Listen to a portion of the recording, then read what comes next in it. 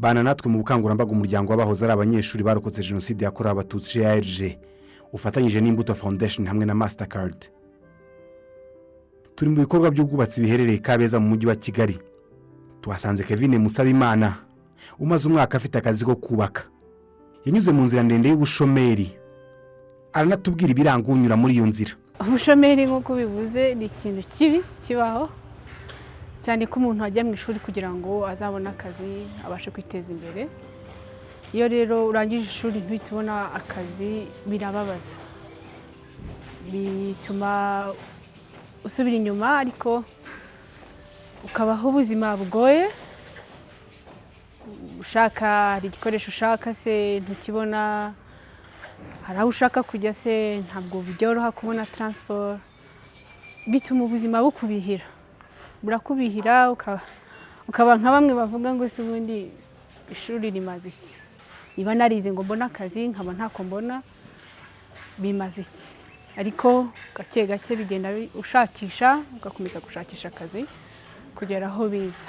Buriya buzima ni bubi cyane, siritu nko ku buzima bwo mu mutwe. Iyo udafite akazi niho utangira gutekereza, sometimes utekereza muri negative way. Kuko narikubwiye utekereza ngo simfite iki, ntabwo mbashije kwiha iki, ese wenda niba unafite uwawe ntubashije kugira icyo umuha, birababaza. Rimwe na rimwe bigatuma wiheba.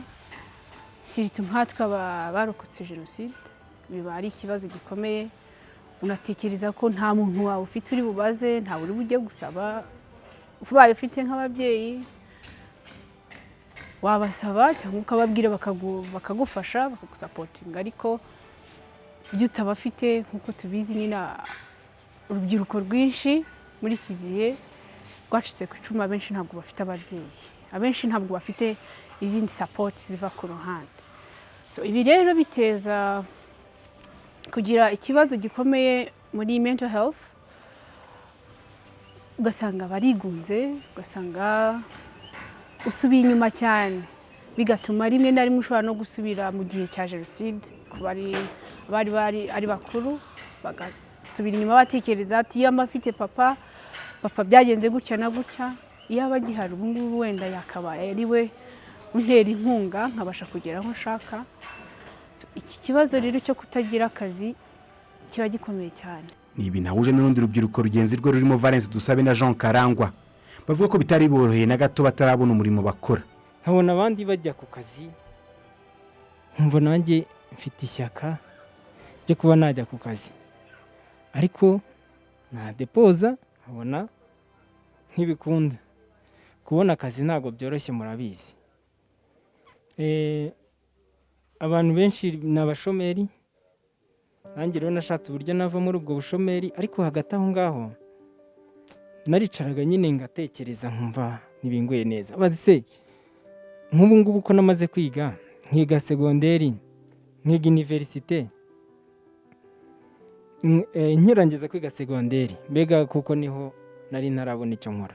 Bati ko narangije kwiga segonderi nzongere nsabe buri kimwe cyose, sabe n'amafaranga yo kwiyogoshesha y'umuntu w'umugabo urangije kwiga segonderi. Ngatekereza ati si amafaranga bandihiyeyo yaba yaragiye mu buhe buryo mu gihe ntashobora kugira icyo nikorera. Umuntu w'umushomeri wese aba asa nk'ufite akantu nabyita ko ari nk'uburwayi, kuko iyo utekereza uburyo ki ushobora kubyuka mu gitondo udafite ahantu ushobora kujya, udafite ahantu wakura n'amafaranga yo kugura airtime, rimwe na rimwe ugakumbura n'abantu mwiganye ariko utabasha no kubahamagara ngo bavugishe, kwideplasa niba uri i Kanombe kugera mu mujyi ukaba utabasha kugerayo nta ticket ufite, bituma usa nkaho n'inshuti yawe ntubasha kwivugisha, ntubasha kwisura. Donc buraryana ku buryo ugeraho ukumva ubuzima buri gusharira. Oscar Twagirimana ni impuguke mu mitekerereze ya muntu. Yatubwiye ikiranga umuntu uri mu bushomeri by'umwihariko yari urwego rw'amashuri afite impamyabushobozi. Ese umuntu nk'uwo hari icyo ashobora gukora kitari akazi kamuhemba amafaranga? Mu mitekerereze abo bantu bombi, uwize ufite diporome udafite akazi n'undi utarabashije kwiga biba bitandukanye, kubera ko uwagiye ku ishuri hari ibyo yatekerezaga nyuma y'ishuri, hari ibyo umuryango we wamutekerezagaho kubera ko waramwishyuriye cyangwa n'abandi. Bityo rero iyo atabashije kugira icyo atanga cyangwa se yitura abamufashije cyangwa we yimarira nk'umuntu urangije ishuri, ibitekerezo bye bijya habi. Mu gihe wa muntu utararangije ishuri, yego nawe ashobora kugira ipfunwe ryo kuba atararangije, ariko ikigereranyo cyangwa guhura n'ikibazo cy'agahinda ntabwo biba biri ku rwego rumwe. Navuga ko uwarangije ishuri, wakoze investment cyangwa abandi bamufashije, we ibitekerezo bye bijya kure ndetse agatekereza ko yataye n'umwanya. Ngoboka François ni umukozi ushinzwe gahunda zihariye zo guteza imbere umurimo mu rwego rw'igihugu rushinzwe iterambere RDB. Yanatubwiye gahunda zihariye ziri mu gihugu. Nibyo koko iyo umuntu ari mu bushomeri bishobora kumukurura mu bindi kubera kuba ari aho adafite icyo akora, ariko adafite mbese ibyo ahugiyeho bituma hari ibyo akora bimugirira akamaro cyangwa bimugirira igihugu. Icyo ashishikarizwa rero ni uko iyo akirangiza cyangwa se iyo atakaje akazi ari umushomeri atigunga, ahubwo aguma gukurikirana gahunda zitandukanye ziguma zitegura abantu kugira ngo bagume bakenewe n'abakoresha, cyangwa se bagume bashobora kugira igihe cyose bakenewe n'abakoresha, bashobore kubyitwaramo neza muri interview, muri bya bibazo umukoresha ashobora gusuzuma, gukoresha asuzuma umukozi. Mbisobanuye mu buryo bundi, hano tugiye tugira leta cyangwa se abikorera cyangwa se mu bufatanye n'izindi nzego, hari ibigo bitandukanye. Nakubwira ko hari nk'ikigo cy'imisagara cyitwa Employment Service Center, cyangwa se ikigo gitegura cyangwa cyunganira gitegura abashaka akazi. Muri icyo kigo ushobora uhasanga abantu bagufasha ni gute wakwitegura interview, ni gute wasubiramo CV yawe cyangwa se ibijyanye n'umwirondoro ku buryo umukoresha azabikunda. Nanone ibyo bigo bigategura amahugurwa ajya ashobora gufasha umuntu kuguma afite amakuru agezweho, ibyo bita upskilling cyangwa se soft skills zikenewe cyane n'abakoresha. Navuga nk'icyo kigo kiri Kigali, hari n'ikindi kigo kiri Musanze cya leta, hari n'ikindi kigo kiri Butare, Huye. Ibyo ni ibigo ashobora kugana, kandi ibyo bigo binafite za mudasobwa, imashini, ahantu umuntu ashobora kujya bakanamufasha no kwiga online. Nta gihe umuntu agira gisa n'icyundi ubushomeri bumara, haba kandi igihe kigera umuntu akabona umurimo. Ese umuntu watakariye mu bitekerezo byo kwiheba igihe kirekire iyo abonye akazi gitwara ate? Nibyo impuguke mu mitekerereze ya muntu Oscar Twagirimana dusobanurira. Uwatinze mu bushomeri akabona akazi, kandi twari twagaragaje ko ubushomeri bushobora kugira icyo bihindura mu mitekerereze yawe n'imyitwarire yawe, hari igihinduka kandi cyiza cyane.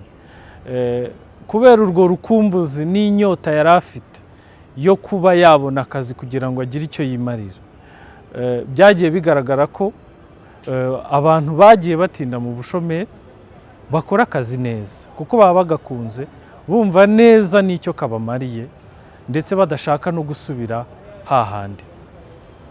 Ibi kandi twabihamirijwe n'urubyiruko rwaciye muri ubwo buzima nyuma rukaza kubona icyo rukora.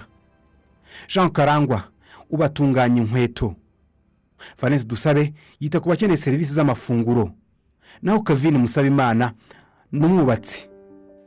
Ubu nyuma yo kuva mu bushomeri nkaba narihangiye umurimo, ubu hari impinduka igaragara.